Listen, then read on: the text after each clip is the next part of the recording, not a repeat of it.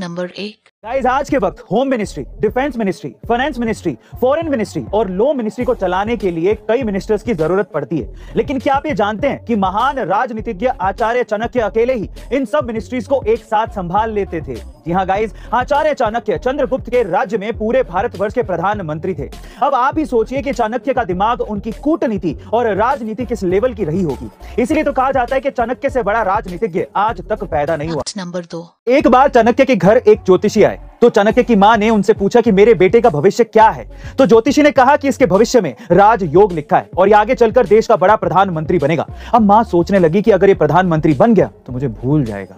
तो उन्होंने ज्योतिषी से पूछा कि आप ये कैसे कह सकते हैं कि मेरा बेटा प्रधानमंत्री बनेगा। तो ज्योतिषी ने कहा कि अगर आपको इस बात की पुष्टि करनी है तो अपने बेटे के सामने वाले दांत को देखना, उस पर एक नागराज का चिन्ह जरूर होगा। मां ने तुरंत चाणक्य को बुलाया और देखा तो हूबहू उसके दांत पर वही चिन्ह था जैसा कि ज्योतिषी ने कहा था। यह देखकर मां रोने लगी और बोली कि बेटा, अगर तू आगे चलकर राजयोग से प्रधानमंत्री बन जाएगा तो मुझे भूल जाएगा। इतना सुनते ही चाणक्य ने पत्थर उठाकर उस दांत को ही तोड़ दिया और कहा, मां, तेरे लिए मैं ऐसे हजारों राजयोग त्याग सकता हूं। और शायद इसीलिए वो इतने महान राजनीतिज्ञ होने के बावजूद भी कभी राजा नहीं बने। गाइस,